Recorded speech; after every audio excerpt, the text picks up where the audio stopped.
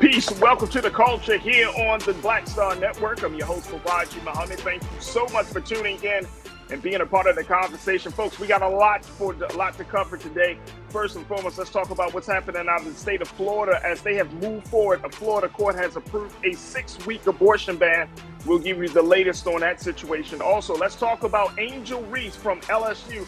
Her traumatic year, it was a heartbreaking loss that she experienced against Iowa on Monday. And she talked about how she has gone through a pivotal year. We'll talk a little bit about that. Also, let's talk about Amanda Seales and how her ongoing feud against Black media. 3 pieces were written about her and her likability, and it has put a spotlight on Black women in public spaces and being more likable. We'll have that conversation. And later on, how one California bill is empowering employees the right to disconnect. I'm going to share with you the details of that. So stay with us. It's all happening on today's edition of The Culture right here on the Black Star Network. Let's go. Woo!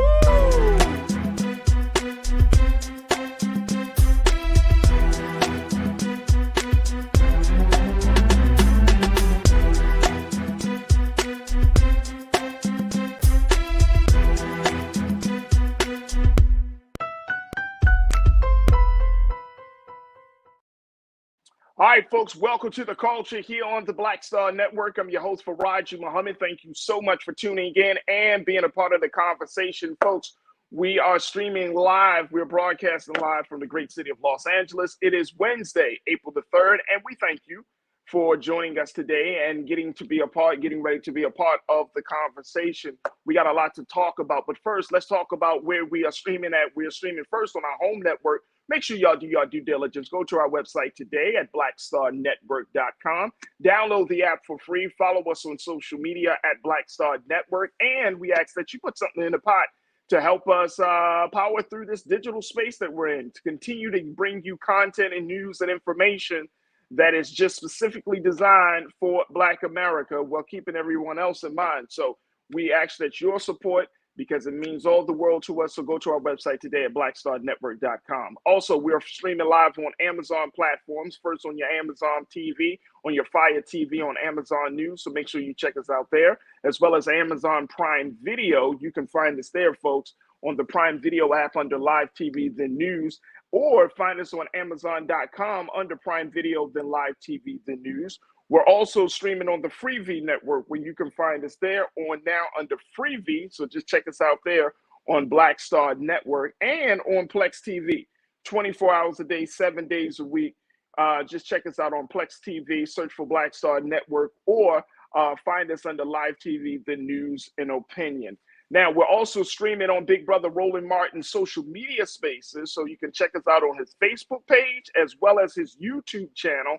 And on those places, you will find the illustrious Culture Crew. That's right, folks. You can join the culture and you could be a part of the conversation by being a part of the Online Culture Crew.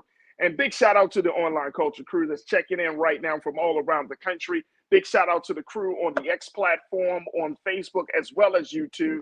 Let's give a little something for the crew there. A little horns, a little something to welcome them to the show, because they make up the show and they make the show so good. Big shout out to Pauline Hurt. I see you. Deidre Hall, Pastor Damon Bissett. I see you. Official Sanique. I see you. Who we got? Tamora Thomas Link. Hello from Louisiana. Tamora, thank you so much for checking in. Thank you for being here. We got Tiana, Michelle Jean. I see you. Who else we got here? Brian Christian, my brother. Thank you for checking in. Cindy D. I see you. Thank you for checking in. Frankie, good evening. Grand evening, Frankie, grand evening to you, sir. And I see you again, Cindy D. And folks, you can join us in the conversation as we have these discussions. Now, we're also joined by my sister, who joins me here every Wednesday. She is a licensed attorney for the state of Florida. She is the host of the Suzette Speaks Show on YouTube. She's a political and a strategist in the southern part of the country. And she also has a new radio show that's going to be that's going up there. My sister Suzette Speaks is in the building, on the chat, all of that. Yes. What's your radio station? I gotta put this out here. Listen, Miami, Fort Lauderdale, what's up? Represent 305 in the building. I'm so excited, Farajii. I'll be joining. This is the Caribbean American Radio FM station, 24/7 FM In Fort Lauderdale, it's 102.1. North Miami, Hollywood, 102.3. Miami, 99.7. We have call letters also in Port St. Lucie, as well as Vero Beach and Orlando. So I'm super excited. Thursdays and Fridays, 1 p.m. to 2 p.m. live on INI Radio, Voice of the Caribbean. So I'm really excited about it. Yeah, let's go.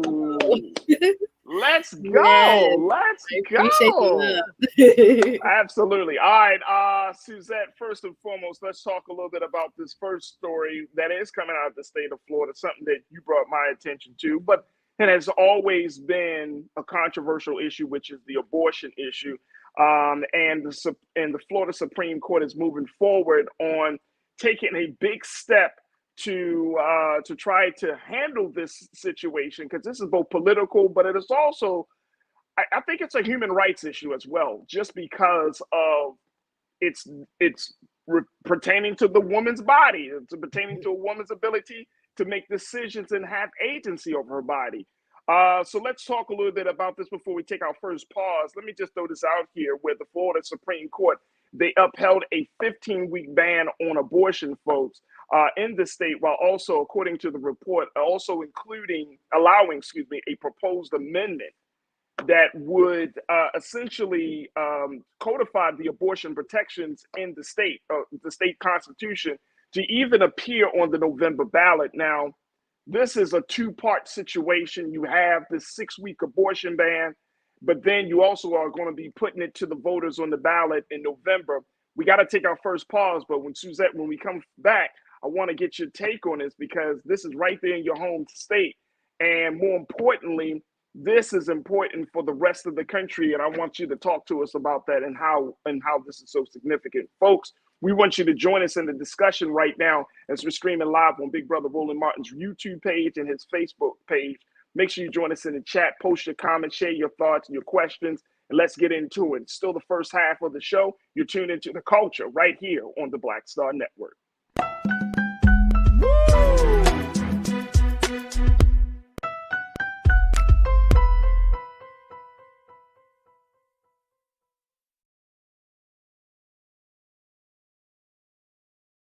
Fanbase is pioneering a new era of social media and investment. This next-generation social app has already raised $10 million and has just opened a new round to invest. For details on how to invest, visit startengine.com/fanbase or scan the QR code.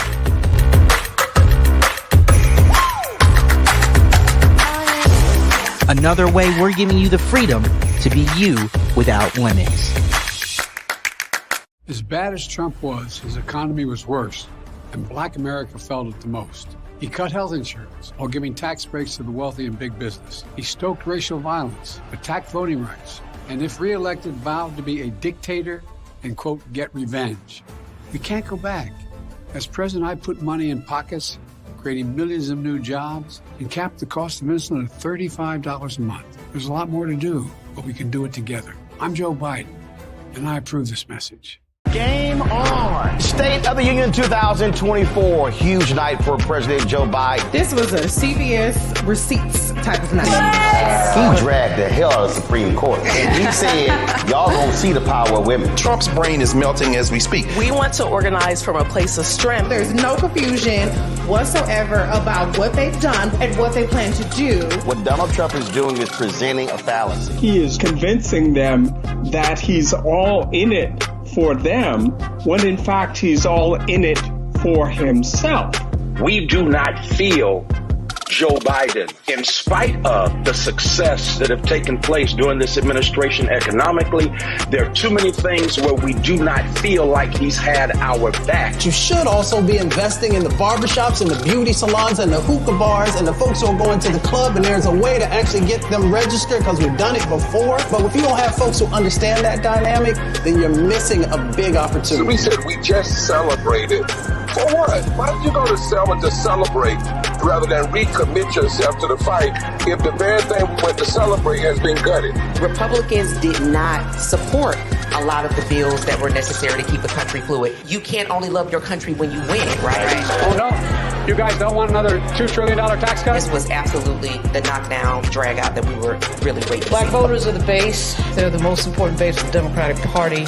There was very few language in this speech. At a time we see an attack on black history, attack on DEI. The end of the BLM racial reckoning thing has come to a complete end because there was nothing in this speech for that. Our movement has never been grounded in two-party politics in this country. All of our movements ultimately get co-opted by a state that is anti-black. They called the old because they knew the way, and they called the young because they were strong. And I believe there is a good combination of that, but we can have ideas and we can have visions and dreams, but we have to have our young people also working beside us because they are strong and they will run that race and they will run it to the end. Activists, organizers, and young people have been pushing this administration to be on the right side of history and to do something about the issues that they care about. While the Ukraine and Palestine are critical issues, they are not the only global issues. Not a single black person who should ever let it come out their mouth that I'm tired. Because there is somebody else who came before us who didn't stop fighting.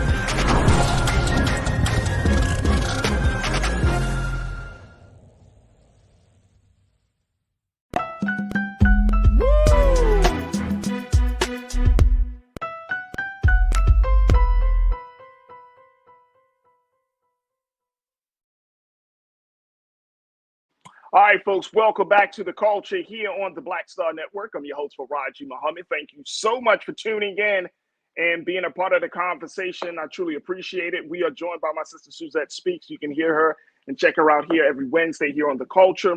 And Suzette brings a ton of expertise and know-how about a lot of these topics. And today we're kicking off the conversation talking about what's happening in the state of Florida as the Florida Supreme Court moves forward to approve a 6-week abortion ban in the state. And this is a big deal. Not only are they approving this 6-week abortion ban, but they're also putting it up to be on the ballot come November, so voters can decide if this is going to be a part of the state's constitution. So, Suzette, break this down for us in terms of why this decision is significant and the impact that it's going to make, and how you think the voters are going to play, how it's going to turn out for the voters. So thank you, Farajii, for that synopsis. There were two things going on at the same time, two different matters and issues that were presented to the Florida Supreme Court. There are 7 members of the Florida Supreme Court. And in the first ruling, they decided on a petition that was heard that was challenging the 2022 law that changed Florida's right to a pregnancy termination to 15 weeks. So that was what was really in front of them. That came out of the Florida Republican-led legislature that created a law that said 15 weeks would now be the law of the land. Now, since then, in the next session, the next lawmaking session in 2023, they voted again. The Republican-led Florida legislature, the Florida House and Florida Senate voted again and then moved it to 6. So although this was now a petition before the Florida Supreme Court about the 15-week ban, indirectly, because they now approved it 5-2, it would also deem the following year's law, the 2023 law, to also be constitutional. So the plaintiffs in this case were trying to argue that Florida, in its constitution, has a right to privacy. Right? We've had this right to privacy explicit in the Florida Constitution for decades. But the state Supreme Court said no, that this type of right, this reproductive freedom right, is not a part of the privacy right in the state of Florida. Therefore, now, in effect, in 30 days, or now it's like 28 days from the ruling, from the date of the ruling, the 6-week ban, as a matter of law, will go into effect. So from now until November, if the voters vote in the opposite direction, we'll get into the second issue that was before the Florida Supreme Court. So right now, the law of the land is an effective ban. There is no more reproductive freedom, in essence, that women will have in their decisions with their doctor. So now the second piece is that Florida has a system of ballot initiatives where citizens can make laws as well. They can create a law by the ballot. They get enough signatures, that is, to put it forward for the ballot for the general population to vote on it to see if it should be a part of the state constitution. Here in Florida, there are a couple major ones that just got approval also. There's one for legalization of recreational marijuana, which also the Supreme Court approved for it to be on the November 5th ballot. But in addition, it also approved the reproductive freedom amendment to be a part of the Florida Constitution, to be considered to be a part of the Florida Constitution as well. What does that mean? So Florida voters will have the final say, right? So right now, the Florida legislature had its law upheld, right? So 6 weeks is the law of the land. But on November 5th, when everybody goes to vote for president, the ballot initiative asking the voters whether or not they believe this should be a right that should be entered in the Florida state constitution will also go before the voters for approval or disapproval. And in that ballot initiative process, it will take 60% of the voters during that election to pass it, of voters total during the election. So reproductive freedom advocates are quite encouraged because oftentimes you will see, very grassroots efforts to help educate the voter to understand what's going on and hopefully to support this ballot initiative. We've had many others that have passed successfully, restoration of rights for the formerly incarcerated. We actually had a legalization bill, not for recreational, but legalization of marijuana bill that passed through ballot initiative as well. But again, this will be on the ballot in November. But until then, 6-week ban, which is basically most women don't know that they're pregnant in that time period, right? So Florida, North Carolina, and I believe, let me see, the other state, there were 3 left that were 15 weeks or more. Now, it's like across the South, reproductive freedom has been shut down in essence, because again, most don't know that they're pregnant at that time. I want to, after we come back from break, I had the privilege of attending House Democratic Steering Committee and Policy meeting here in Fort Lauderdale yesterday that talked about reproductive freedom. Yes, I would like to highlight some of the facts that were brought up there. Congresswoman Debbie Wasserman Schultz led that, and she invited down New York Congressman Hakeem Jeffries and other colleagues to come forward. And it was a room full at the Broward County Governmental Center, which is downtown Fort Lauderdale, to talk more about what's happening and what, in this case, U.S. House Democrats are trying to do to codify this right. That is something else. Look, we got to take a quick pause. When we come forward, more conversation where Suzette speaks about the situation of abortion in the state of Florida, this latest decision from the Florida Supreme Court, the impact that voters can make on reproductive freedom. And I want to get your take on this as well, Cruz. So post your comments, share your thoughts, ask your questions, and let's continue the conversation on the other side here on The Culture on the Black Star Network.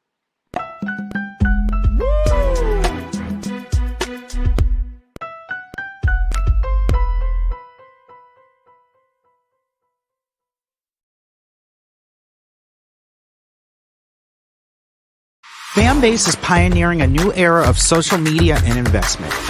This next generation social app has already raised $10 million and has just opened a new round to invest. For details on how to invest, visit startengine.com/fanbase or scan the QR code.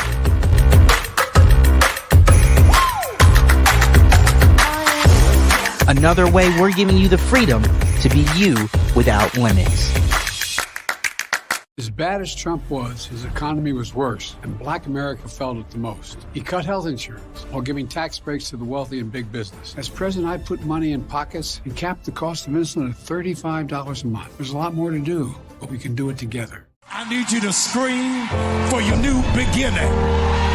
5, 4, 3, 2.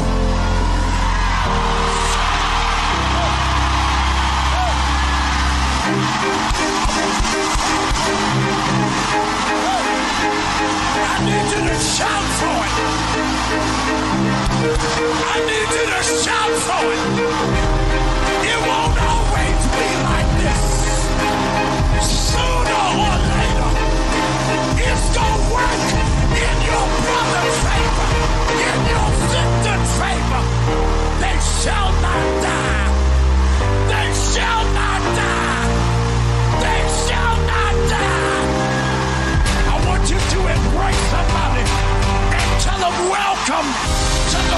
this season of your life. Hug somebody. Welcome.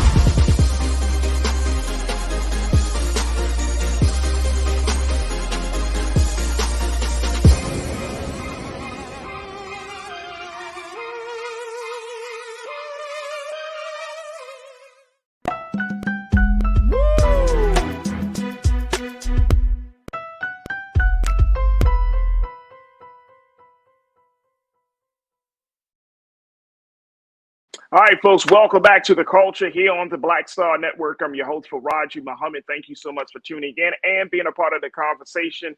For the first story, we've been talking about what's happening in the state of Florida as the Florida Supreme Court moves forward on approving the 6-week ban for abortion in the state, while also allowing a proposed amendment to go onto the November ballot, where voters will have a chance to codify protections and can be inserted in the state's constitution. Now, this is, I've been talking about this with my sister, Suzette Speaks, as we have this conversation. And folks, I want you to join in as well. Post your comments, share your thoughts and your questions.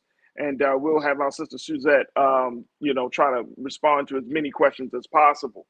But this is something, you talked about this very quickly, and I want to hear more about that meeting that the Democrats had.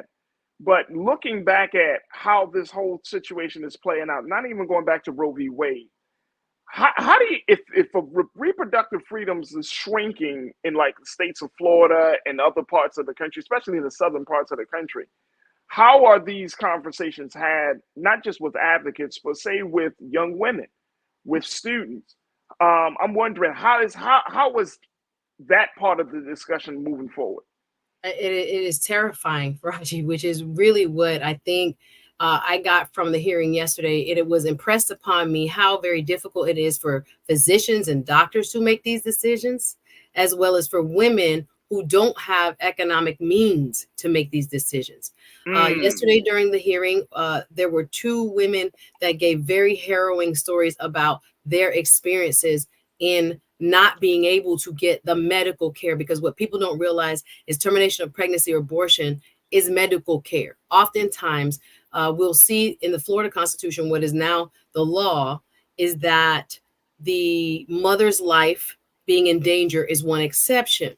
But because it's not very clear and there's so many medical nuances to what that means, you have doctors from hospital, from location to location, having to make very difficult calls about when a mother's life is in danger.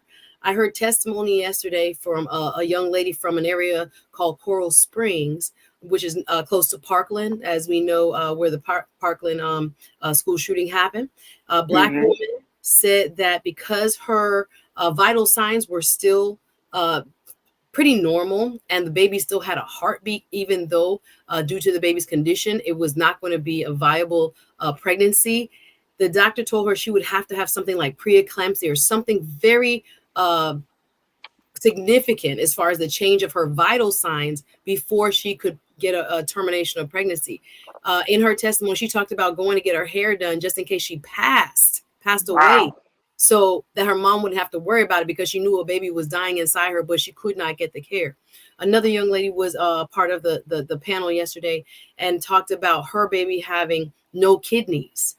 And the doctor knew from about a few weeks into the pregnancy, your baby's not going to survive. I'm sorry, man, unless she can get a kidney transplant, which at that age and that stage is highly unlikely. And the baby will pass away in a few hours after birth. But what also was very unique about her pregnancy is that because there were no kidneys, the baby never had any amniotic fluid. Amniotic fluid is created through the baby's urine.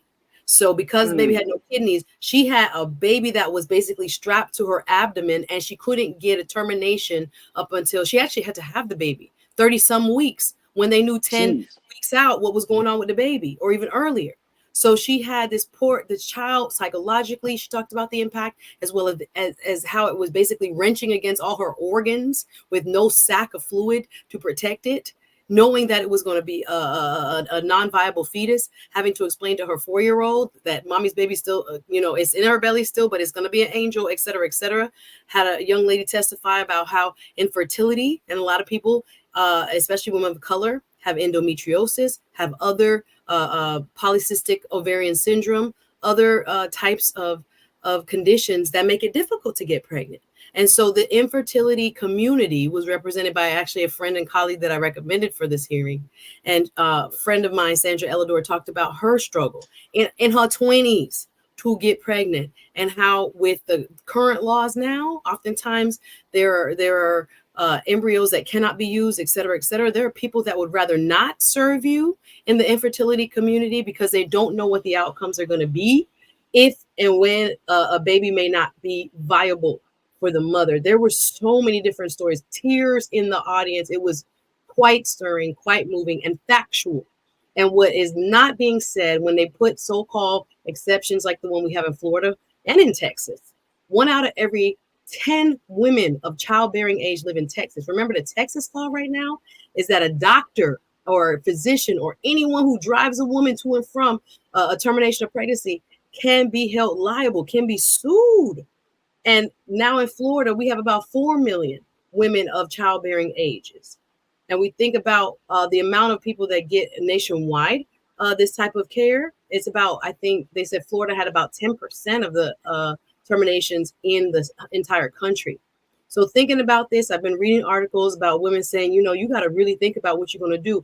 In the testimony yesterday, it was asked by, I think it was Congressman Jared Moskowitz from Fort Lauderdale. He asked one of the witnesses, hey, did anybody tell you to get on a plane because you couldn't possibly carry this baby from like the 6-week mark when you knew that the fetus wouldn't be viable to the 30-some week mark? She said yes. Her physician couldn't advise her, but said, you know, New York, other states might be a possibility, but you have to have the money, the time off, the ability to find a doctors who are also inundated in the states that are allowing this type of medical care. It is really heart-wrenching because, again, the idea that is being spun is that people willy-nilly are just going in for this type of procedure. Oftentimes, especially when we talked about it last week, mifepristone and other things are used by people who have already had kids. Majority of people who take the abortion pill are women who have already had children in their lives, right? Wow. And there are a lot of complications. And again, these laws are not specific as to what the life of the mother means.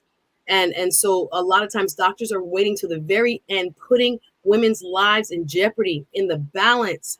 And you think to yourself, do I have a right to exist? And we talk about freedom, or our Republican colleagues oftentimes talk about freedom and things that say, you know, government shouldn't be in your life. Government shouldn't be, you know, in your business, but they want government in the womb. And so when it comes to these medical decisions, it's going to be so difficult because most women do not know. It was asked yesterday, and I know we got to take a break, whether or not the 6-week ban would affect, how would it affect, you know, there were several doctors on the dais, and he was like, I've never had to perform one for someone under 6 weeks because people don't know. So it's an effective ban, if you will, is basically what they're saying. This could be interpreted as a complete ban because most people will not have that information. They will not have missed a cycle, et cetera, et cetera. And then if something is wrong with the baby, there's no provision for this. They have to carry it to term and doctors can't touch them. We've lost freedom here. Women have lost freedom in the state of Florida. Damn. Suzette, I mean, I appreciate you and I thank you for giving us that report, but it is heart-wrenching to say the least that, I mean, we just went back 50, 60 years. We just went back 50, 60 years to a point where it's like, damn, man, like, and you know, we got to take a quick pause, but I am going to be really interested to see how this is going to affect not just Black women, but just women in general. More importantly, is there going to be some sort of political blowback, whether it's going to be, you know, putting new people in office on a local level, on a state level, which, I mean, something has to happen because this is life and death. This is life and death. Real talk. Pregnancy, the African parable says that pregnancy puts a woman on the edge of life, and it's real. We think because of medical advancement, every baby is just born. Every woman carries the term. That's not real. Our grandmothers lost a lot of pregnancies. A lot of women lost their lives just because there is no quote abortion by law. People all over the world know how to get what they need to get done. This is a thing that has been around since the beginning of time, but medically there are cases that need for it to happen to save the mother's life, or when there are conditions that the baby cannot be saved. Why are we making people carry babies to term that could literally jeopardize their life? We got to take a break, Farajii. We got to take a break. Stay with us, folks. It's The Culture here on the Black Star Network.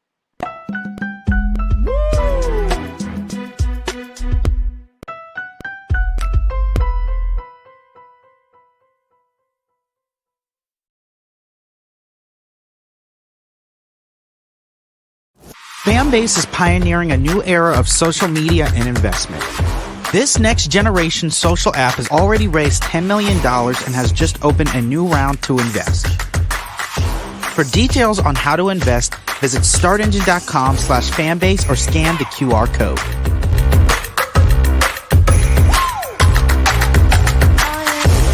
Another way we're giving you the freedom to be you without limits.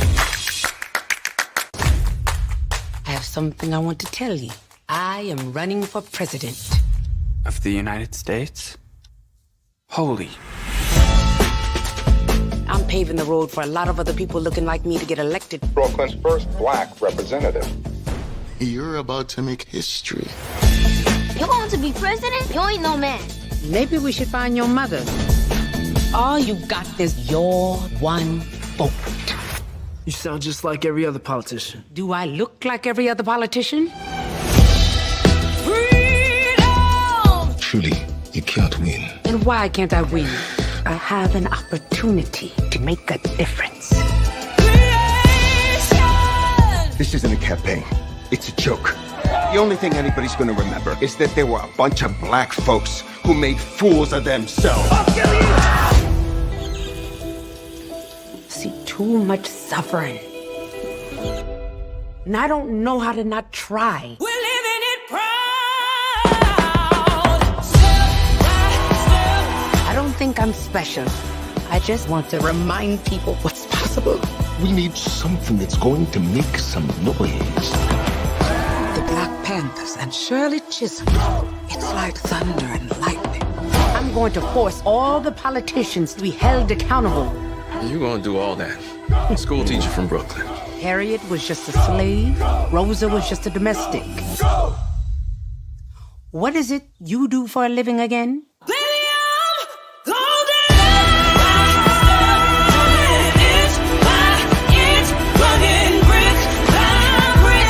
The people of America are watching us.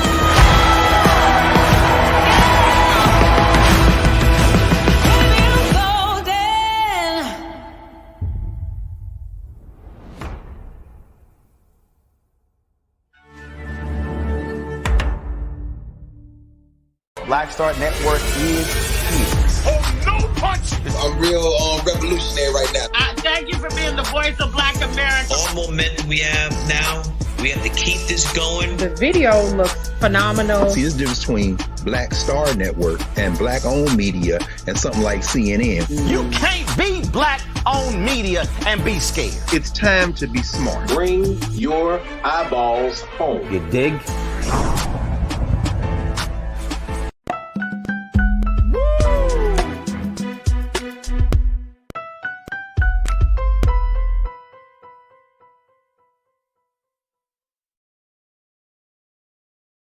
All right, folks, welcome back to The Culture here on the Black Star Network. I'm your host, Farajii Muhammad, joined by my sister, Suzette Speaks. And Suzette has been giving us a report and the update on the ongoing dilemma of reproductive freedoms in the state of Florida, especially in light of this latest decision from the Florida Supreme Court that has moved forward to allow a 6-week ban, abortion bans, and to happen, and also is putting this proposed amendment on the ballot in November. And I'm just giving as much time as we can, Suzette, because I feel like this is such an important issue. We already know about the overturning of Roe v. Wade, but thinking about future girls that are going to grow up to be women in the state of Florida, in the state of Texas, and all across this country, the ongoing, I would say the ongoing movement to try to restrict women and girls from making decisions on their own.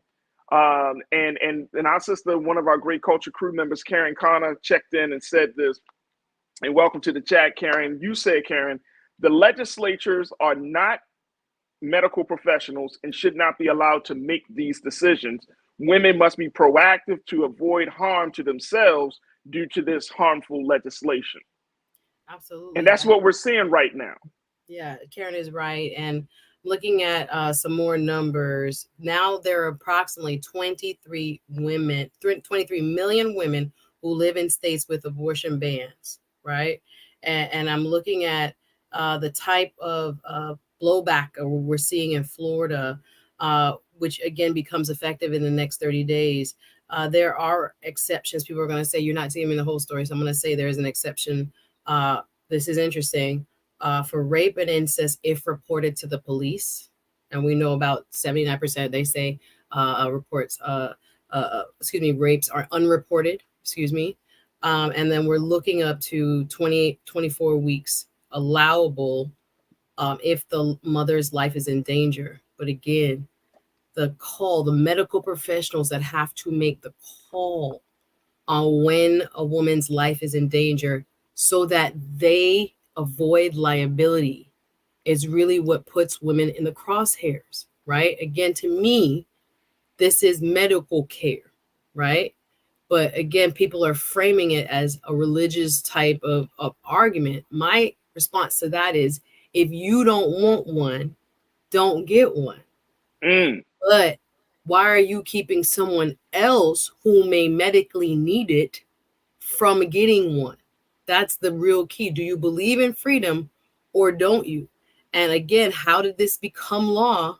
Our very conservative Supreme Court overturned the precedent of Roe v. Wade and left it up to the states. Now we have a patchwork of states now slowly but surely banning this right for women. So women have to make a very conscientious decision about what they are doing in terms of planning ahead. Again, the IVF community is very afraid because during that process, you have to create embryos, and not all embryos survive, or they may be planted and they kind of, have all their, complications. So again, the medical side of it is that you can't even legislate in detail all the things that might go wrong with a baby or with a mom. You can't there would be too many to put into a law, right? Yeah. So this is now leaving it up to physicians. You have less physicians, as I heard in the testimony during the House Committee, Steering Committee policy meeting in Fort Lauderdale yesterday. One of the doctors reported about the OBGYN practices that he's seeing. More people leave that, general medicine as well as OB practice, obstetrics and gynecology, and how you're going to have physicians, because less and less folks are pursuing it. There won't have the opportunity to have more places to train to know what to do if they are to perform this type of medical procedure. You understand? So why would you come to a medical school here in Florida? Why would you go to places where you won't be exposed to certain type of medical procedures, which are ultimately necessary to save babies' lives, to save mothers' lives? However, the chips fall, these things are kind of like, it's literally an act of God many times, whether you can make this move or not make that move, but they are afraid, and physicians are going to start to move away and also avoid this practice area, which again decreases the accessibility for women, which is the goal, which is really the goal. So again, we cannot be, what I love about this, again, the Supreme Court took away one thing and gave us another bite at the apple. It comes back to the voters November 5th to codify in the state constitution reproductive freedom rights is going to go to the voter on November 5th. It will be on the ballot right along with the president and U.S. senators and everybody else. So there is a chance that the Florida voter will have the final say on this. But as of right now, like I said, it is for all intents and purposes a total ban, because most people don't know that they're pregnant by the time 6 weeks rolls around. Let me ask you this very quickly, Suzette. What's the likelihood that the Florida voter, especially women Florida voters, are going to feel empowered to go to the polls and say, you know what, we want our freedom back? What's that likelihood? I think a lot of advocacy groups are really encouraged, because I don't have the numbers right in front of me, to get the ballot initiative to get this initiative on the ballot for the voters to vote on took 1 million signatures. And I knew of the percentage that were actually Republican registered women, right? So tons of Republican women signed up to put this on the ballot in November, signed a petition, right? Because this is basically adding to the Constitution via the petition mechanism that is allowed. Get as many voters as you can to sign the petition. The Supreme Court has to approve the language or say it's, you know, vague or it can't go on, it's unconstitutional, whatever. And they approved it now again for November 5th. So based on the interest of people who already signed that petition, they have a certain amount of time. It was a deadline earlier to get the amount of necessary signatures, and they got it. So the fact that people were already, you know, inclined, people of all parties across the board are inclined to support this.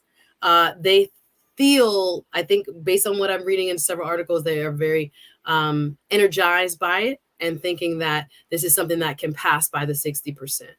But that's what it's going to take on November 5th in Florida. Tell your homegirls, anybody you know, and men too, men for reproductive rights too. Again, if you haven't seen or heard of folks who have, I've met women, Farajii, who literally down to the 9th month, and not to say that they could have had a termination, but like lost babies. The baby was due next week. I know 2 women like that, like all the way to the end of their pregnancy, and because something happened medically within the baby system, they lost the child. Like people don't share those stories. I think there's a lot of shame, especially Black women. That's why I had asked for my friend and colleague to be one of the people that testify, because oftentimes we don't speak up about it. There's a lot of shame around it, and people don't necessarily openly. They'll tell you the story quietly. This happened to me. This is what happened to my mom. This happened to my grandma. But sometimes we're afraid because of social pressure. But I think, again, this is to me either pro-freedom or against freedom. That's what it's about. And again, access to healthcare that is necessary, or preventing women from getting necessary healthcare. That's how I view it. And I think there are going to be a lot of people who agree with that. Perhaps again, this Supreme Court in Florida, I think 3 appointees out of the 7 were Ron DeSantis appointees. I read a quick article that told me that a couple of them may have had perceived conflicts of interest. That one is married to Justice Kennedy, is married to the state representative that proposed the 6-week ban in legislation, but he did not recuse himself. There's another person again on the Supreme Court that I saw had a conflict or possible conflict of interest. Anyway, these 3 conservative justices didn't recuse themselves, and here we are with the 6-week ban implemented. Again, North Carolina was the other state. South Carolina also rolled it back. Now Florida rolled it back. So effectively, it's wiped out in the southern states as we know it right now. That's crazy. So, and that's where a lot of our women are. That's where a lot of Black women are. Exactly. That's where that is where a lot of our people are. Look, we're gonna have to keep our eyes on this. Of course, Suzette will continue to bring us the latest and bring us updates. But folks, it just gives us a wake-up call that we do have some important things to still, a lot of work to do and before we get to November 5th. Look, we got to take a final pause for the first hour. Stay with us. On the other side, let's talk about Angel Reese. Let's talk about Amanda Seales and so much more. You're tuned into The Culture here on the Black Star Network.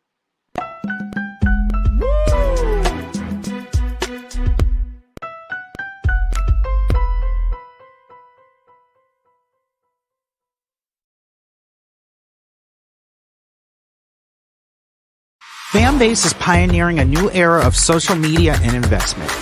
This next generation social app has already raised $10 million and has just opened a new round to invest. For details on how to invest, visit startengine.com/fanbase or scan the QR code.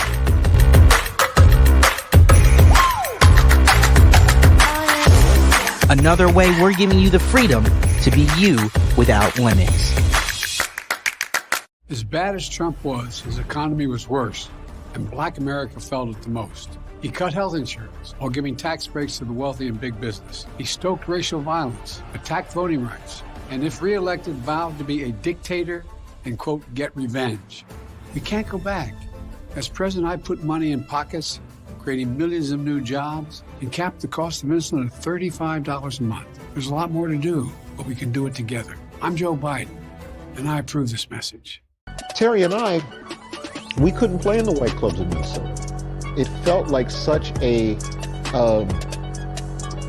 strength through adversity type moment that I think Black people just have to go through. You know, we have to figure it out. You know, Right. we make lemons out of lemonade. But there's a reason we rented a ballroom, did our own show, promoted it, got like 1,500 people to come out. Clubs were sitting empty. They were like, "Where's everybody at?" And they said, "They're down watching the band you wouldn't hire." So it taught us not only that we had the talent of musicians, but we also had to have the talent of entrepreneurship. It wasn't like a seat at the table. It's like, no, let's build the table. That's right. We got to build the table. And, That's right. And that was the thing. And of course, after that, we got all kinds of offers. Of course. Right, to come play in the clubs. But we didn't do it. We You're said, like, no, we good. No, we're good. We're good. And that's what put us on a path of national. And of course, when Prince made it, then it was like, okay, we see it can be done.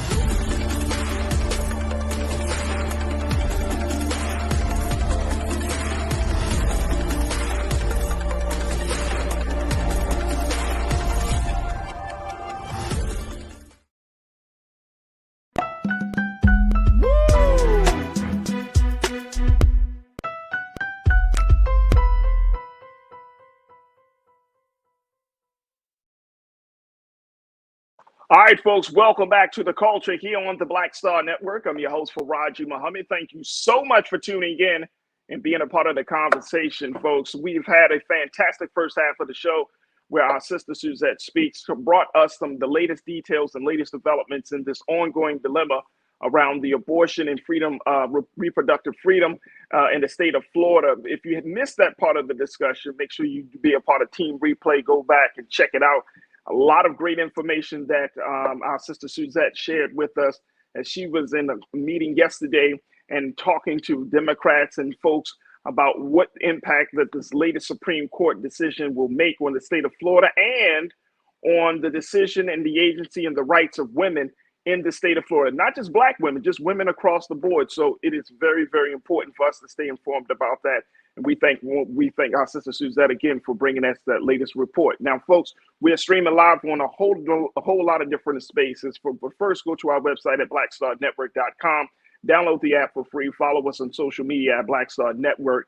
And we would love to get your support and your donation. And speaking of support and donation, we already have gained 2 more donors to join us in this movement that we are embarked upon. So big shout out to Panama Sun and Skull 13. Thank you so much for your donations, being a part of the Bring the Phone fan club at a level 1 and joining us here on the Black Star Network. You heard the type of conversation and the content, and you said, you know what, let me put some money where their mouth is and support these folks, and we cannot thank you enough. So big shout out again to Panama Sun, Skull 13. Thank you so much for your donations to Black Star Network, and we truly, truly appreciate it. All right, let's jump back into the conversations. Got my sister Suzette Speaks, licensed attorney, host of the Suzette Speaks show on YouTube. She's also a radio show host, along with being a Politico. She does your resume getting too long, Suzette. It's getting long. I'm real Jamaican. We got about 25. No, you did not say that. No, you did not say that. All right, let's talk a little bit. Let's switch gears now. We're going to still continue to talk about our sisters. Let's talk about LSU superstar Angel Reese and her traumatic year. I want to share with you what she shared at the end of that heartbreaking loss against Iowa on Monday. Take a listen.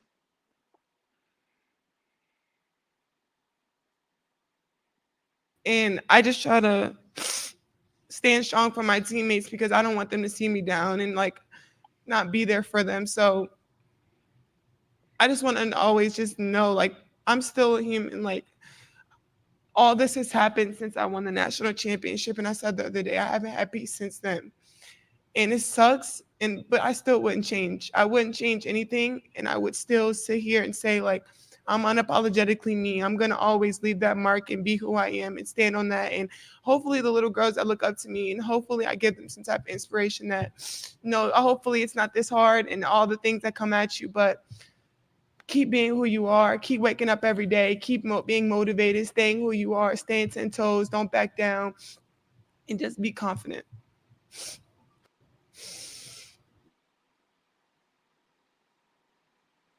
That was Angel Reese in the press conference after the Monday night's game, where her team, the LSU, did not make it through the Elite Eight of March Madness. But this was a rough one. This was a tough one to watch because Angel Reese has been the target of a lot of different levels of harassment. She was at hate speech. She said she received death threats and everything. For you, what does this say about where we are? We just finished talking about reproductive freedoms and rights for women. Now we're talking about how women are treated in the culture and in society. And it just goes to show us, like, something that I've been taught since I was a little boy, that, no nation can rise higher than its woman. And we're still seeing this, that women are the target of such hatred, and it is just mind blowing. And this is a young sister. I got word today, and I don't know if you saw this with your sources, that she has officially declared to be a part of the WNBA. She will enter the draft.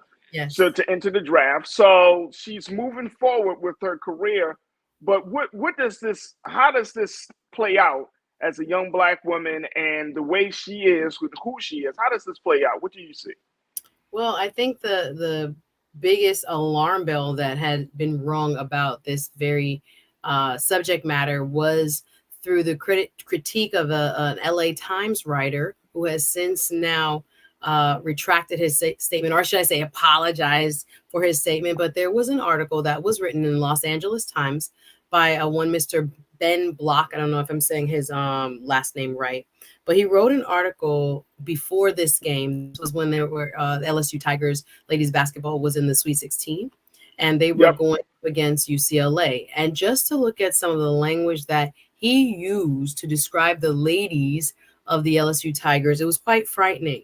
And so much so, Bolch, Bolch is his last name. But he, in this article that was an op-ed piece, again, now it has been retracted, or some of the language used has been redacted in the revised version of the story. It's behind a paywall as well now. The LA Times put it behind a paywall. But in the original article, he used language that basically put UCLA Bruins, and for the significance, and we are going to have to take a quick break, but the significance of this being that it's more so a predominantly white basketball team. The Bruins are what he would describe as showing a lot of class and America's sweethearts. These are quotes from their Milk and Cookies as describing that team. And he described LSU ladies basketball players, that their women's team were basketball villains, Louisiana hot sauce, and the feather in the cap, dirty debutantes was the language he used. And it just reeks of misogyny, misogynoir, which is anti-Blackness, anti-Black womanness. And we can talk about more after the break, but he has since retracted. But it set off a storm. It was like a race war on Twitter, basically, based on what he was trying to, pigeonhole these women as being a stereotype of evil or, anti-American. We know these tropes. We've heard them before. And again, the predominantly white team, again, as being American sweethearts. And it was really caustic and dehumanizing. And he has since had to apologize. So we can discuss it more after the break. We're going to definitely discuss it more. And I can't even, it's hard for me to, before this article, that was the same narrative, and that was the same frame that was used last year when LSU and Iowa met for the national championship, that level of comparison. We got to talk a little bit more about this. Folks, I want you to join us in the conversation. Post your comments, share your thoughts and your questions as we talk about Angel Reese's traumatic year here on The Culture on the Black Star Network. We'll be right back.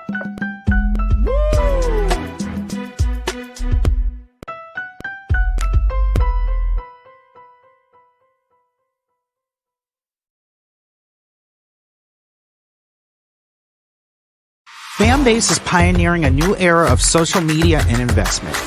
This next generation social app has already raised $10 million and has just opened a new round to invest. For details on how to invest, visit startengine.com/fanbase or scan the QR code.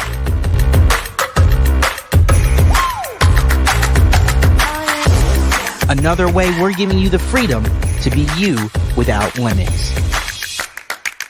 As bad as Trump was, his economy was worse, and Black America felt it the most. He cut health insurance while giving tax breaks to the wealthy and big business. As president, I put money in pockets and capped the cost of insulin at $35 a month. There's a lot more to do, but we can do it together. When you talk about blackness and what happens in black culture, we're about covering these things that matter to us, speaking to our issues and concerns. This is a genuine people-powered movement. There's a lot of stuff that we're not getting. You get it, and you spread the word. We wish to plead our own cause. Too long have others spoken for us. We cannot tell our own story if we can't pay for it. This is about covering us. Invest in black-owned media. Your dollars matter. We don't have to keep asking them to cover our stuff. So please support us in what we do, folks.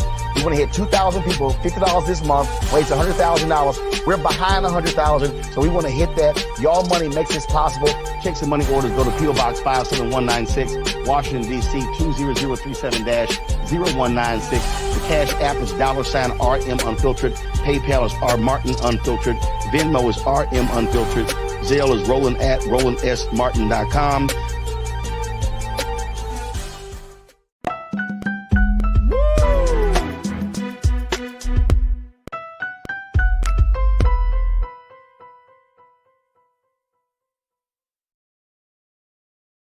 All right, folks, welcome back to The Culture here on the Black Star Network. I'm your host, Farajii Muhammad, joined by my sister, Suzette Speaks, as we talk about LSU superstar Angel Reese and how she gave a very, very heartbreaking post-game interview after that big loss against Iowa on Monday night. And in that interview, she shared that even though she has gone through a heck of a lot. I mean, she experienced death threats. She experienced being sexualized. She has been called all types of racial names and whatnot, that she's still going to persevere, but that it has been a hard year since her team won the national championship in 2023 all the way up to this point. And it just goes to show you, Suzette, as you wanted to kind of say, Farajii, I think we need to really talk about this.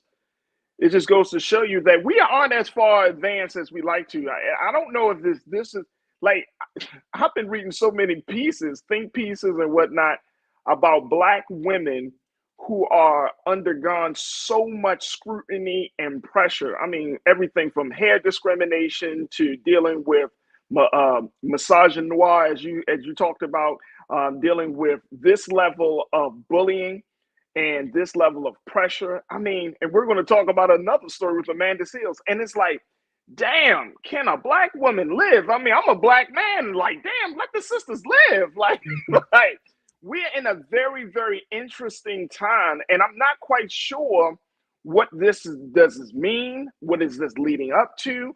But if we look at Angel Reese, and Angel Reese, she came from Baltimore County. She transferred from University of Maryland to go to LSU. And in Baltimore, man, folks back home, they love her. They love her. They love the swag. They love all that she brings and everything. But it's still not acceptable. And when you're talking about basketball, when you're talking about making money, you still have to kind of conform to a certain type of to certain restrictions and who you want to be. And I'm seeing some pushback from a lot of Black women, especially the athletes, that are saying enough is enough. I'm not going to play by your rules. I play the game the way I play the game, and I'm going to be the person that I need to be. But this is a traumatic year for our system. Yeah, I'm really proud of this generation of Black women because, again, we have to remember these ladies are like 20, 21, 22. They are, in fact, college students, and these are grown people who are writers at major publications and media outlets around the country that are leveling this, level of what most people could characterize as sexism and racism. And the fact that it had to be called out in the public square for this man, again, this was an editorial piece, and now his editorial board is stating that it did not meet the standards of what they subscribed to as a paper, even though it was editorial. I'm like, did it take the public outcry first? Who's in that room first and foremost? first and foremost, as we talk about DEI and things that are being attacked, why was this allowed to be published in the first place? Also, to give people who are not following or maybe don't know some of the history, that, you know, Angel Reese was matched up last year, right? Not in this current March Madness, but in last year's tournament. She ended up facing off with Iowa State's, you know, darling and amazing player, Caitlin Clark. And it was during that game that we first kind of heard some of these tropes of her being like classless, doing the exact same thing that Caitlin Clark was doing, right? And it was this kind of hand sign, you don't see me, I don't see you, like, you know, the trash talk that goes with, you know, sports. And I think there's a part of it where, you know, people are not used to seeing women trash talk. And they both have said off camera, or excuse me, off the court, that on camera, but off the court, they're not enemies. You know, they're cool actually. And but when it's game time, right? When it's time to put it all on the line, there are no friends. You know, we play, you know, blood, sweat, and tears left out there on the court. But it's uncomfortable for some people to watch. I think, again, her aesthetic has a lot to do with it. Bold, beautiful lashes, bold, beautiful hair. Not in any way. She calls herself the Bayou Barbie. She had no desire to conform to what America, or excuse me, certain writers at certain publications express that America's sweethearts should look like or should act like. So she got a lot of pushback. Now, there are people, I'll try to keep this balanced, who have stated, and again, this is on social media, just seeing lots of comments here, there, and everywhere, that stated, you know, she set herself up to be a villain. You know, when she first spoke out last year after the finals, after winning the national championship, you know, there was a lot of hubris and, you know, brashness when she said, I take me or leave me, love me or hate me, this is who I am. And that there was a part of her kind of embracing that image as the underdog. But I think it can be interpreted other ways as well.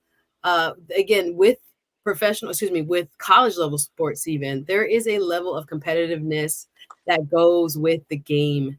Again, maybe sometimes women are not allowed that space as readily to show their competitiveness, and therefore that can be interpreted or misinterpreted as being the bad guy or the bad gal, just because they won't back down, or just because they're not, again, concerned with being likable. And that we'll get into the story that we're going to get into with the Amanda Seales story. But I do think just seeing how much raw emotion that she showed, this has been a lot of a weight for her to carry, right? Heavy is the head that wears the crown. When you're the championship winner from last year, there was a lot of pressure throughout this year's tournament. So they met with Caitlin Clark Monday, and unfortunately they weren't successful. And that was right after that statement was right after her loss there in the Elite Eight. So there was a lot of pressure for her to win. Caitlin Clark, that was a good game. Caitlin Clark was. It was a good game. It was a good game. Give credit where credit is. Their night. But I don't think, you know, there was that racial element. Even one of her classmates her teammates was saying, and she's one of the few white women on the LSU Tigers team. She came out and she was like, this was racist towards my teammates. This is not fair. This is not a valid criticism. This is because they don't look like what you want them to look like or sound like or come from where you want them to come from. And so it should be called out as such. And it should be, summarily dismissed. I also want to point out before, maybe after we go to break. Let's take a quick pause. Dave Johnson had to say at that press conference. I thought it was a wonderful demonstration of sisterhood. No, that's absolutely correct. And the person that comes to my mind on this, Suzette, is Sha'Carri Richardson. Same, very similar, absolutely. Sha'Carri Richardson, or is it Sha'Carri? I don't want to mess it up because she's very particular. She's like, it's Sha'Carri. Right, I think it's Sha'Carri. But I think Sha'Carri Richardson. We're going to talk about it more, folks. I know crew members, y'all got something to say about this as we talk about Angel Reese's traumatic year. Post your comments and stay with us. It's The Culture here on the Black Star Network.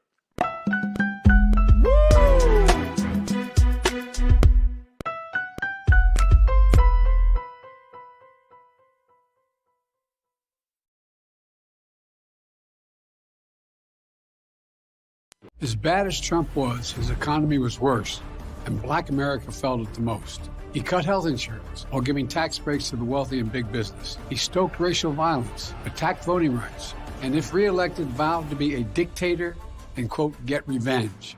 We can't go back. As president, I put money in pockets, creating millions of new jobs, and capped the cost of insulin at $35 a month. There's a lot more to do, but we can do it together. I'm Joe Biden, and I approve this message. Fanbase is pioneering a new era of social media and investment. This next generation social app has already raised $10 million and has just opened a new round to invest. For details on how to invest, visit startengine.com/fanbase or scan the QR code.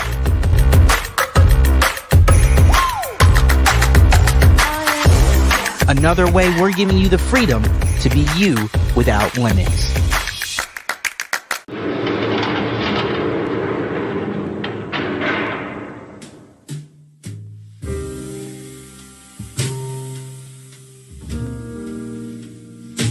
You have the right to remain silent. Anything you say can and will be used against you in a court of law. You have the right to an attorney. And if you cannot afford an attorney, one will be appointed for you.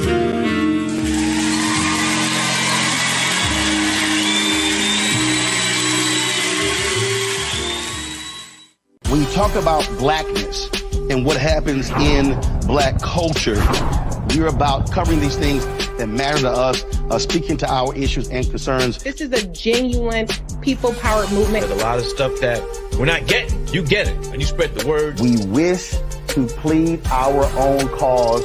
Too long have others spoken for us. We cannot tell our own story if we can't pay for it. This is about covering us. Invest in black-owned media. Your dollars matter.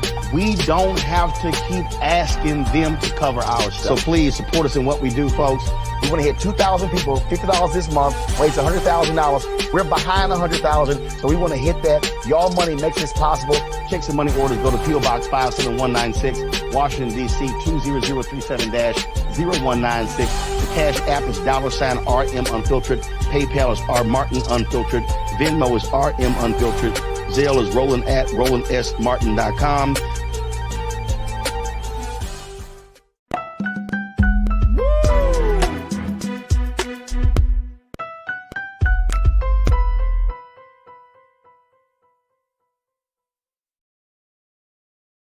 All right, folks, welcome back to The Culture here on the Black Star Network. I'm your host, Farajii Muhammad, joined by my sister, Suzette Speaks, as we talk about LSU superstar Angel Reese and her traumatic year, as she talks and shares a lot about what she has undergone and what she has endured this year. I want to go to what the crew members are saying on this, Suzette, because, you know, when we look at these conversations again, you bringing up about the treatment of women. We got to, I mean, the larger conversation about Black women in professional sports is still something that is like an evolving conversation. And I remember listening to a sportscaster one time. I don't know whether it was on this, I can't remember whether he was on this show or another show, but he made the point that sports fans can be some of the most racist fans that you ever come across, right? They love you when you win and they tear you apart.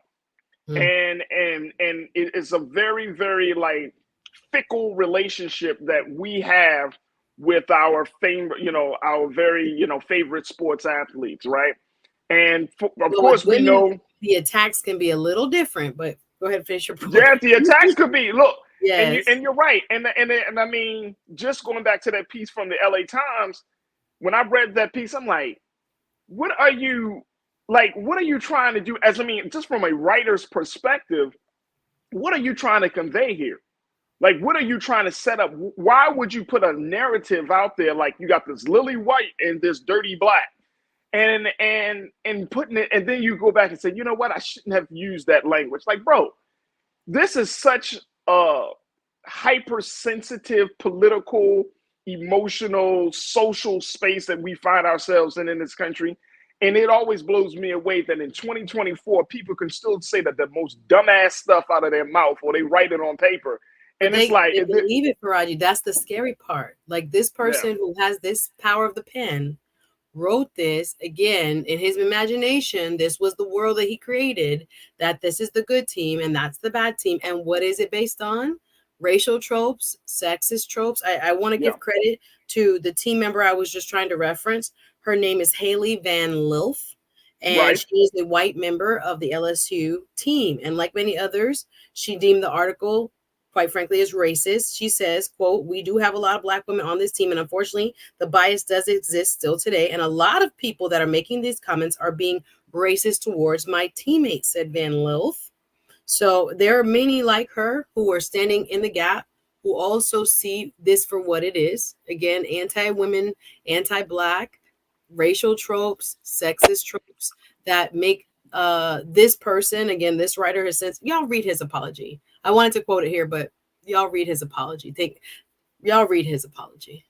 All right. I got it. I read his apology and I was just like, that's why I'm asking questions. And let me tell you, for those who may not understand how media works in this space, no writer can print anything without first going through an editor. 2-3 hands. Yes, sir. It goes through at least 2 or 3. I'm going Shannon Sharp with it goes through at least 2 or 3 hands. Exactly. So somebody had to prove it above him and above him. Yeah, exactly. So then you have the editor-in-chief who has to, because, people respond very quickly via social media, who has to go back and say, we shouldn't have said that. Who did that? But you have the editor-in-chief, but then you have a number of other like managing editors and folks. People, this is a process. This is a process. If I come on here, you come on here, Suzette, and we say some straight off the side of our neck. Yeah. Tomorrow's it could be a different show. Yeah, exactly. Thank you for your service. We'll appreciate you. There's the door. Yeah, no. Or you have a different somebody host. had to approve this. Some people saw this. There has to be. People in their newsroom, people in their editorial staff saw this and thought it was okay for him to print this and to say what he said. So again, there's a lot of bias there, and we got to acknowledge it and call it out. Call it out. Olivia, you checked in, and how did it get past the editor? Publications are under pressure and are competing against the Shade Room and other celebrity gossip type of news outlets, right? Like TMZ and all of those places, right? And I agree that people want to get the story first, but sometimes in the pursuit of getting something first, you may be missing some key information. There may be the wrong context you put the story in.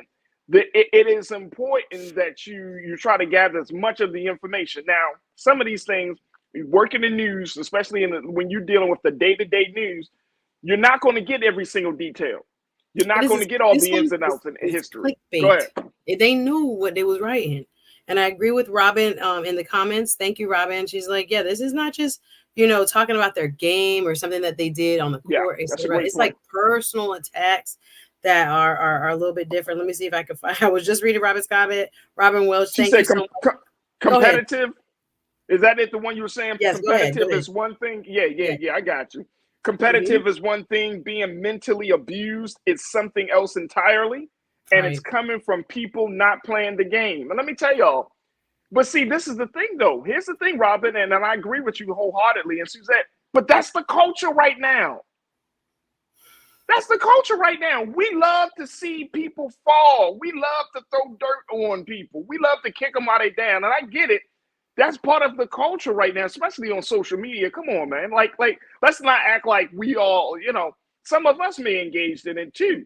We call people names. I mean, it can get very, very harsh. It can get very harsh. And so that's the culture right now. Like, we love to hear how people going back and forth. We love to if somebody's talking bad about Angel Reese, so be it. Somebody talking bad about Sha'Carri. I remember when Sha'Carri Richardson was going through her trials, going through her struggles. Man, oh man. Mm-hmm. And it was piled on, and now everybody's back. Do we have time real quick before the break? Can we listen to Farajii Johnson? Just give her comments defending her teammate. Do we have that? And if not, maybe we can play it right after break. Bro, let me tell you something. Everybody can have their opinion on Angel Reese, but y'all don't know her. Like, y'all don't know Angel Reese. I know Angel Reese. I know the real Angel Reese. And the person I see every day is a strong person. Is a caring, loving person, bro. The crown she wears is heavy, bro. She's the type of teammate that's gonna make you believe in yourself. The leap that I took from my freshman to sophomore year, Angel gave me that confidence to go be a dog, playing next to a dog every day. And, you know, just to see how the media ridicule her, went through our problems, but like, this is my sister right here. And I'm so proud of her. Like, the media, y'all, how they like to twist and call her a villain and all of that, y'all don't know Angel, bro. And I'm just happy that I get to play with her.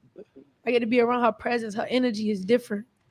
Like, she just made me a better player. She made me a better player, and that's what great players do. I'll say something too. I think, you know, Angel's one of the toughest people I've been around. Facts. People speak hate into her life. I've never seen people wish bad things on someone as much as her, and it does not affect her. She comes to practice every day. She lives her life every day. She lives how she wants to live, and she don't let nobody change that. And, you know, that's the key to life right there. Y'all do not get to her. Let me say it again. Y'all do not get to Angel Reese. So you might want to give it up. Throw the towel in because you're wasting your energy. So Angel's one of the toughest people I've been around. Let me just say this, and that was, of course, Farajii, and I think, who was the name of That's the other player? lady, Van Lil. Mm-hmm. Van Lil. Let me just say this, because both of you and I work in media. People have a love-hate relationship with media. If I haven't learned a lot, anything, I've learned that as much as we hate media is as much as we love media. That's part of the game. And it's unfortunate that our little sister had to go through this, right? Like, she had the hard, traumatic year. It got to her. It did get to her. And it's okay to say, you know what? This stuff got to me, y'all. Like, for real. This got to me. Y'all got under my skin. But at the same time, this is part of the process. And I know, because nobody walks through this, takes this walk unscathed. We all gotta, you gotta go through it. If you want to get to a certain level, if you're trying to be at the top of, whether it's the basketball game or whether any industry that you're trying to get it to the top of, be prepared for that level of opposition. We talk about the ops all the time in hip hop music, right? Oh, the ops. The ops are going to be there. It's part of the process. This is how you become who you are. And then this is how you determine what kind of character you really have. So it's unfortunate she's going through this, but I don't know what folks are expecting. I don't know what folks are expecting. This is sports. And sports is one of the last places, I think, in this country where, especially for white Americans, where they feel like we got to do diversity on a lot of other places, but in sports, y'all, and music, like we saw with country music and Beyonce, like, you can't take this. But with the dominance of black athletes in white spaces like NCAA or any other sports division, it's going to come with it. And you gotta be able to get through it. You just got to be able to get through it. Have good people around you. You got to have a strong mindset to say, you know what? I'm going to get through this each and every day. But NBA players go through it. NFL players go through it. People go through this all the time, especially in their pursuit to be the top of the game. So that's just something to think about. But look, we got to take another quick pause. When we come forward, let's continue the conversation. Plus, let's talk about the trials and struggles of Amanda Seales, the actress, the comedian, the entrepreneur, as she wages war not with white media, but with black media, as there have been 3 pieces written about her likability, as she talks about not being in certain spaces, especially when it comes to our culture. So we're going to have that conversation on the other side. Stay with us. It's The Culture here on the Black Star Network.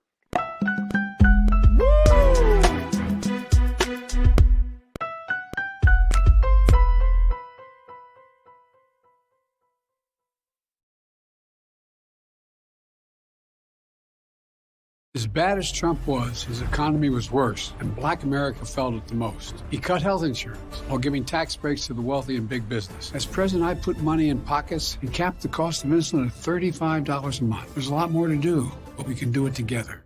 Fanbase is pioneering a new era of social media and investment. This next generation social app has already raised $10 million and has just opened a new round to invest. For details on how to invest, visit startengine.com/fanbase or scan the QR code.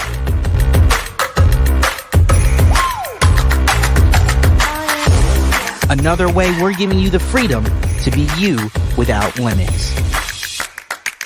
Black Star Network is here. I'm real revolutionary right now. Thank you for being the voice of Black America. All momentum we have now, we have to keep this going. The video looks phenomenal. See, there's a difference between Black Star Network and black-owned media and something like CNN. You can't be black-owned media and be scared. It's time to be smart. Bring your eyeballs home. You dig?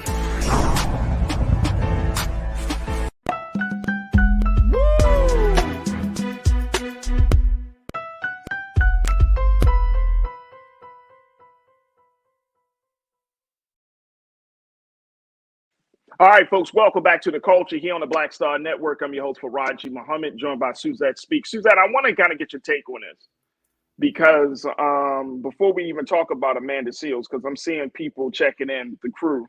And crew members, I appreciate y'all, crew, because y'all bringing a lot of great thoughts to the conversation. But one of the crew members said, Suzette, that, let me see if I can find this comment. Well, Willie Fraser said, if hardship builds character, what do death threats do? That's what I'm saying. It's like one thing to be criticized, so you're getting, the people's opinions, and the intent is to get better, or to challenge you to be a better athlete. This is different. When she talks about death threats, this is like on a whole nother level that I don't think many other athletes who are maybe non-Black experience, and I could be wrong. I would love to hear your feedback, guys watching. But yeah, there's another layer that unfortunately Black women experience that is more violent, that has that element of misogynoir, which is this anti-woman, anti-Black womanness of it, to dehumanize, to levy threats of violence. That's not okay. That is kind of beyond the pale, even for sports. And again, I remember Dawn Staley talking about this with her team. This is not new, but teams that are predominantly made up of Black women tend to see more of this type of hate-filled speech than others. And it's not about character building when it reaches that level, right? These are threats. And it's because there's this sense, again, that something about them makes them less than, right? And that it's okay to dehumanize and diminish them, even beyond their talents, right? Them as human beings, something about them deserves to be, critiqued in such a vile way. So again, that comes from a mindset that these people are not as good as, or not the same as, or should not have the privilege of being on your TV every day, or making that 1.7 million in her NILs. I was looking up her network, and Farajii, all of them are millionaires. Thank you. And she's about to break the bank when she gets to WNBA as well, and endorsements as well. As you say, the media will have to pay attention to her, and it will allow her to get paid. But again, this we've seen it in Europe when it comes to like soccer and the type of hatred Black players get there, and it brings them to tears as to the anti-Blackness, and we're not past it, unfortunately. Here we've made a lot of progress, but again, for him to write this in this day and age, I don't know if it was for clickbait or what he thought he was going to accomplish, but the fact that he says he was using alliteration that went awry, no sir, you call them dirty debutantes. Think about that. That is, again, not a marginalization of their talent. It's who they are as people. Yeah. Bringing them low into a kind of a debased kind of state. And that's where, if it wasn't in your mind, you wouldn't have written it, sir. That's true. So we have to make sure we're distinguishing between what is a legitimate, sports gripe about your favorite athlete, to now dehumanizing language that is intended to justify this type of heinous language and treatment. It's not the same as character building. We got to be very careful between those two, distinguish those two. No, I agree with you. I agree with you. I agree with you. But, you know, unfortunately, the culture of sports right now and just the culture of the country, it's like uncontrolled. It's, you know, it's the boundaries have been are slowly breaking away. You know what I mean? Any type of political correctness is out the door. You know, some folks in the chat are saying, Suzette, that ever since Trump has came onto the scene and the way he is, his bombastic ways, that it opened the door for this type of talk. It has heightened, it has elevated the talk around race and violence and all of those things. But this is what we have to contend with.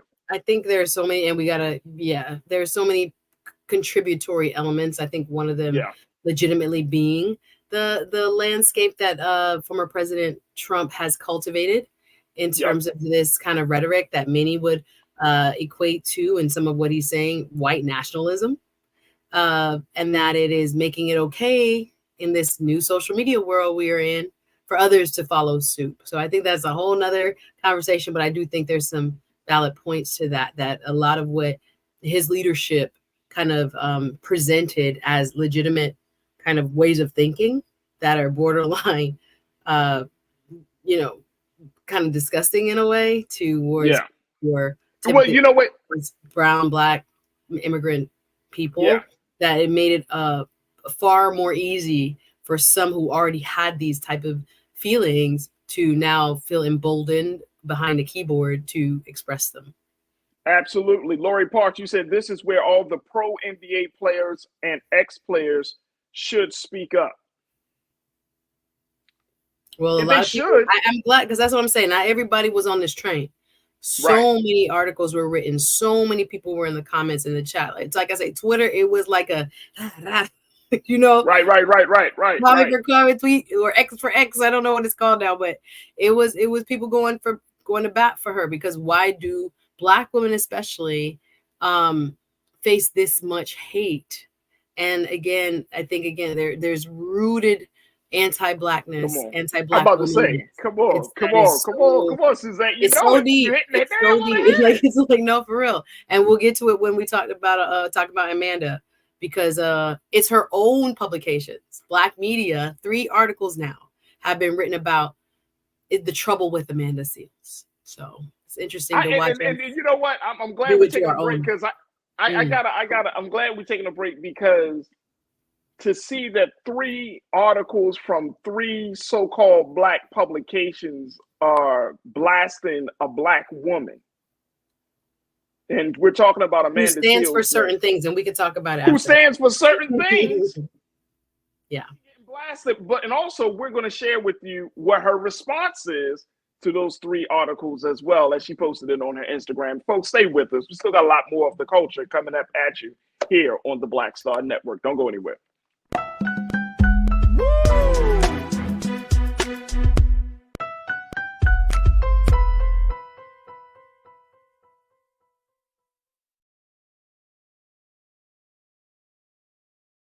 As bad as Trump was, his economy was worse, and Black America felt it the most. He cut health insurance while giving tax breaks to the wealthy and big business. As president, I put money in pockets and capped the cost of insulin at $35 a month. There's a lot more to do, but we can do it together.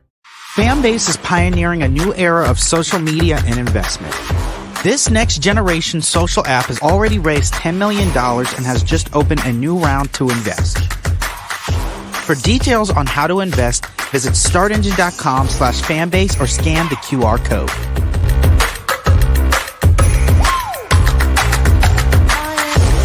Another way we're giving you the freedom to be you without limits. Black Star Network is here. Oh, no punch! I'm real revolutionary right now. Thank you for being the voice of Black America. All momentum we have now, we have to keep this going. The video looks phenomenal. See, this difference between Black Star Network and Black-owned media and something like CNN. You can't be Black-owned media and be scared. It's time to be smart. Bring your eyeballs home. You dig?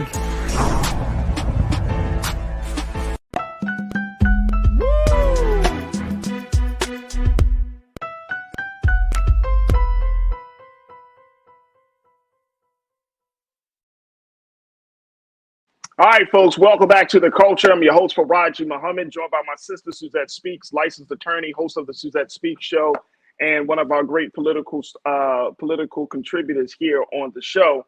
And wanted to continue the conversation talking about the great scrutiny of Black women. This has been a show that, thanks to Suzette, my sister, always keeping us up to date, but this has certainly been a show about Black women and making sure that women's bodies, women's voices are not forgotten and are heard loud and clear. So, Suzette, I have to say thank you for always bringing your insight and expertise and keeping us up to date on these things. But this last story I wanted to share comes from you, where you talked about, you said Farajii, and y'all, I'm gonna just tell y'all behind the scenes, Suzette be like, we text her and she'd be like, Farajii, we need to talk about this. And I'd be like, okay. I just let it. I'd be like, okay, let's talk about it. Let's go.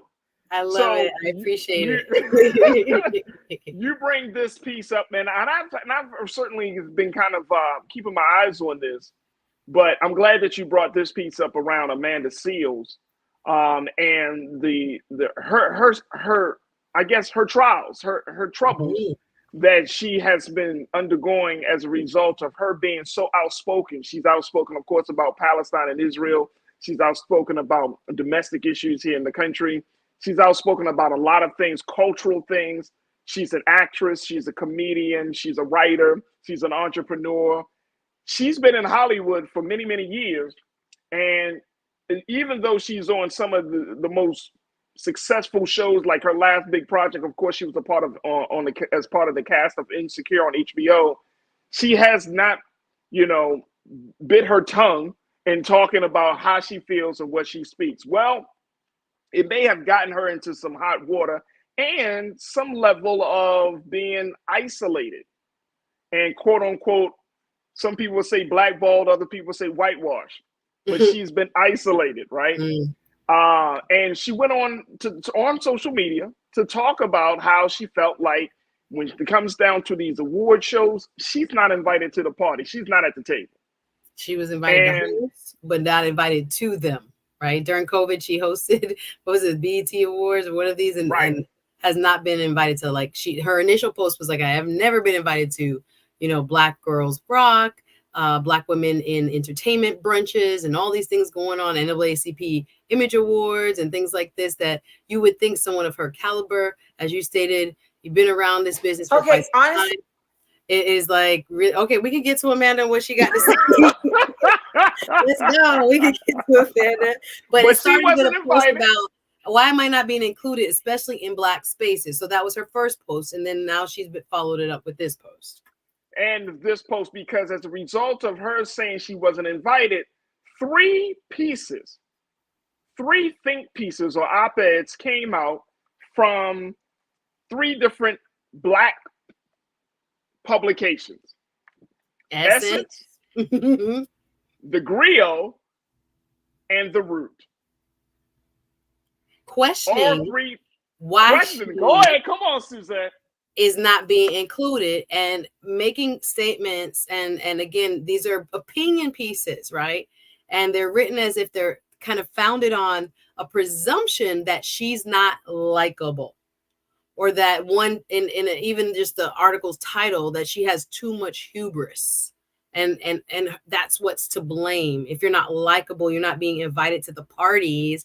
It's something that you're doing, right? And basically turning it back to her. And I think, again, the power of the media, as you talked about, can make or break you. This woman has over, I think it's almost like 1 million followers. Somebody's buying her sold out comedy tour. Somebody likes what she got going on based on her traction across her social media. I think she has 142,000 subs I saw on YouTube. Somebody's listening, and she's unapologetically Black with it. Let's put that as that underlying foundation of what she stands for and what she brings light to through her platforms are issues that she wants to both elevate conversations in the Black community on, as well as to challenge the Black community on. So this is her way of service to our community in terms of the growth, enlightenment, empowerment thereof. That's what I'm kind of my interpretation of what she stands for. Absolutely. Let me tell you very quickly, then we're going to play her response. The first op-ed was one of the op-eds from Essence. The title is, "It's time to admit that being liked is more important than being good at your job." Damn. I got to read this. Can I drop this in the chat? Y'all got to read it. Just look up Essence Amanda Seals. Yeah. The second one from the Griot, "Amanda Seals is not a victim of anything but her own hubris." And the third one from the Root is, "If everyone says the same thing about Amanda Seals, could she be the problem?" My problem with that headline is everyone saying the same thing about Amanda Seals. I mean, she is just come out and said these are hit pieces. But what is scary is they're coming from predominantly Black publications. So people are questioning all throughout, her following, where is this coming from? Is it because of what you're speaking about, or the truth to power that you've chosen to speak, and who is therefore trying to marginalize and even shut you down, as you called it, possibly blackball you from the very industry that you've made a name for yourself in and has been your bread and butter. But those of us who watched her over the years, I have seen that question. Like, I think she should be more successful. If you want to call it, let me rephrase that. Like, be featured more than she has been, or worked more than she has been. She is successful. So let me clarify that. But to have her not be a part of so many other projects, I think that she probably would fit well with. People are questioning why. And again, she's not a shut up and act type lady, shut up and play ball. She's I'm going to tell you how I really think. I'm not going to allow myself, even with her time at The Real, she was a host on the talk show The Real, and there was fallout from that based on, you can go back into some of the history, but there's this kind of making it a almost like a presumption that people don't like her, or that she is the cause of. She's the problem. Let her speak for herself. Let me. Let's bring it up. My girl is successful. Absolutely. Let's play her response as she posted on IG. Here's Amanda Seals responding to those three pieces. Had enough. What the fuck is wrong with y'all? Really? 3 pieces. 3 from 3 people I have never met in my life. From 3 publications that are supposed to be about uplifting Black people, which is all I have dedicated my life to doing. Shit! What hubris do I have? You people literally cannot stand that someone has studied and is speaking on what they studied, that someone has read and is speaking on what they read. You can't stand that someone loves us, that someone loves us so much that their passion is so exemplary and is exuding through the phone that it touches people who literally have never felt love that much and they don't know how to process it. That's what you're feeling. I want to send all the love to everyone who has shown me love. But you people who are continuing to attempt to break me down, you will not break me. You cannot break me. I am loved. I am anointed. I am touched. I am working through the blood of our ancestors. You will not break me. And it is so sad that you are so broken that this is the effort that you would take to try and get some clout. And you know what? Let's say I did get broken. Y'all will be the first ones to be like, see, y'all be doing too much. No, big up to all my strong Black women who are supporting other strong Black women and every other person supporting us. We love you. The rest of y'all can suck up. Hold up, Amanda. Hold up. Actually, she didn't even say it. No, she didn't say it. She didn't say it. I'm only playing. She actually stopped the video. So you at least it up to your imagination. What did she want us to stop? Listen, she's one of the most vocal people in Hollywood. It's better that you hear it from her mouth.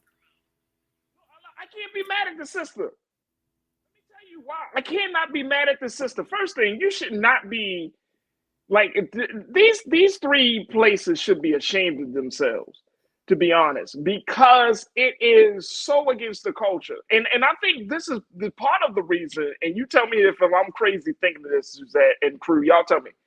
Part of the reason is there are some people, Black folks in Hollywood or in these spaces that want to be the gatekeepers. they want to be the ones to say, this is the culture of Black America, this is not the culture of Black America. Even when we started this show, The Culture, I wanted to be super clear. I'm not the arbiter of the culture. I'm not saying what is good and what is bad. I'm saying let's have a conversation about it, and then we decide together how we should either keep certain elements of our culture or change certain elements. But there are gatekeepers within Black celebrity circles and Black Hollywood that don't want certain voices to be heard, right? If you have a different set of politics, that's always at the root.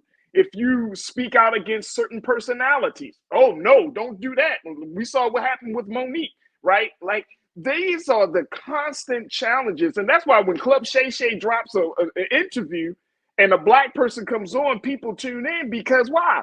You really hear the stories. You hear I would love for her to go on Shay Shay. I would love. Let me just tell you, Amanda, let me tell you, here's one Black media that you can definitely come on through, sis. Come on through. We'll book you on a Wednesday, and Suzette and I would love Amanda, to. You ain't got to worry about no other Black media. You can come on here. Angel Reese, you can come on over here. Let's go. It's true, because the part that when you point out Monique, it's also the Black woman that doesn't allow herself to be exploited and doesn't take crap. Let's put that out there too. And I think Amanda, embodies that. She will walk away from a project if it's not serving her or her mission.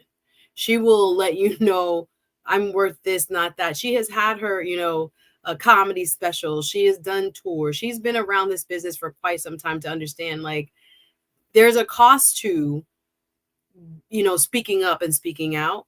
And I think what is the discussion I've been seeing online with regards to these pieces is what's really behind them, coming from Black media, Black spaces, supposedly. Yep. And talking about likability. If you read that Essence article, I was in a whole group chat about it with friends when it first came out, because we were like, what is this saying? That, do we want women to be it's saying, you know what it is. Come on, you're dismissing her talent summarily and stating, well, if she was just a little sweeter, a little likable, she would have gotten so much more. I was like, what are and guess what though? But see, guess what though, Suzette? Suzette, here's what we're promoting. We're promoting conformity. We're promoting being homogenized, like milk. You know what I'm saying? You're taking out the essence of the person. We don't want to rock the boat, because when you get up in certain places, when your social standing or your financial standing, and I hate this part of the culture, this is pure capitalism, that your worth is always dictated by how much is in your bank account, right? So we're promoting that if you're going to be a part of this sacred group, if you're going to be with us, then you're going to have to learn how to keep the secrets. You're going to have to learn how to not be so vocal. And look, let me tell you, that type of stuff is what's killing Black culture in this country, because we have, and I can honestly say this network and this show in particular, we've come across literally every different type of Black person. You got your Pan-Africanists, you got your nationalists, you got folks who are Republican, you got folks who are Democrats, you got your socialists, you got all of these different types of schools of thought, and folks have conversations. I see it in the chat every day. There's some disagreements and all of this type of stuff. But at the end of the day, this is Black America. Right. Let's stop acting like Black America is monolithic. Let's stop acting like Black America, everybody thinks the same. Everybody is tuned into, oh, we don't need no Amanda Seales. We need an Amanda Seales. They don't want it. Go back to her original post. The original post she made on Instagram or her other platforms was saying, if it wasn't for her following, she would think she wasn't doing nothing. And I think as we get ready to wrap, that, those of us who are in the community, who are standing outside, the grain, or walking our own line, or you too quote unquote woke, or too, vocal and bold. It's not you, it's them. right? You may not be invited to the parties. You may not get invited to the award shows. And you can just put that on whatever level you live on, right? You're not a celebrity. Right. Think about that. The sacrifice that she has been making so that, you know, truth gets out there, or her version of, you know, what Black people should really be thinking about, focused on learning, encouraging, you know, new perspectives and insights on what are considered Black issues. There are people who are going to shun that, and they don't want to be afraid of what you might say at the party or on the mic or anything else. So that can, in fact, interrupt your so-called, you know, career trajectory. But she's also done what she's doing independent of that machine. So kudos to her for standing her ground. But absolutely, it's cost her a lot. But see, this the machine. This is crazy your part too, Suzanne. I think you know it, and I know it. The machine is sustained by other Black folks. Mm-hmm. So, like in these pieces where you talk about the likability of a sister, when you talk about when you say that is because of her hubris, you say, oh, she's too proud. You know what I'm saying? That's they want to what you said. That's Black the trope more than anybody that's been told to us. Yes. That's the same trope that's been told to us by white people when we were coming up from chattel slavery up to this point. You too proud because we look you in the eye. You know your place. Stay right there. Where you think? Who do you think you are? Who do you think you are? Y'all, we gotta end this show, y'all. Look at that. I'm just saying, like, and I know we got the end of the show, but let me just say, like, look at how and we can talk about, oh, the white man is this or the white man is that. You don't need no white person around you when it's already in your thinking. Farajii. Old school slave mentality. That slave master slave relationship. That's what we're trying to uproot. The scary part is doing it to one another.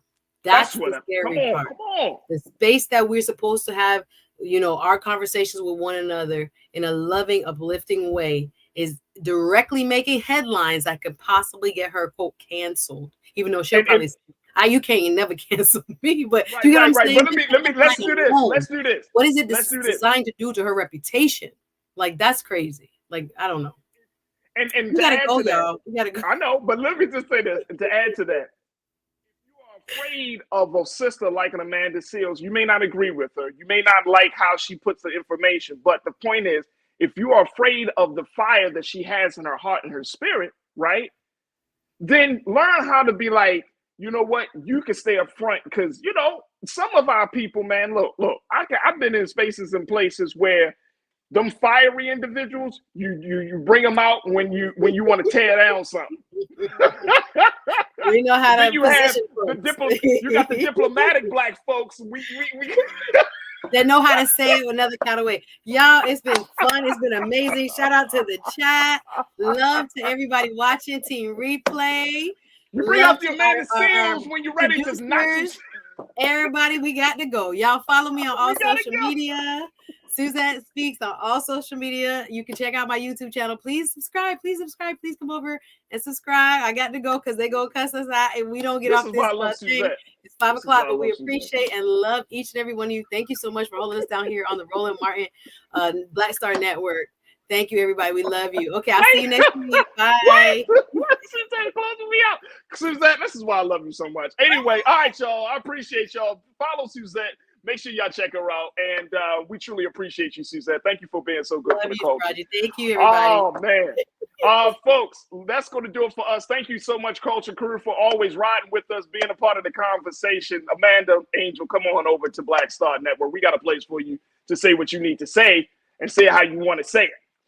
Make sure y'all go to our website today at blackstarnetwork.com. Download the app for free. Follow us on social media at Black Star Network. Also, follow me, yours truly, on social media. You can find me at The Real Farajii on Instagram and at Farajii on the X platform. And I would love to connect with you and continue to build the community. Stay tuned. Up next, 6 p.m., Roland Martin Unfiltered. As always, never be afraid to challenge what's wrong. Stand for what's right while being yourself in the process. God willing, we'll talk tomorrow for another exciting edition of The Culture right here, only here, exclusively here on the Black Star Network. Have a great evening. Talk to you soon. Peace.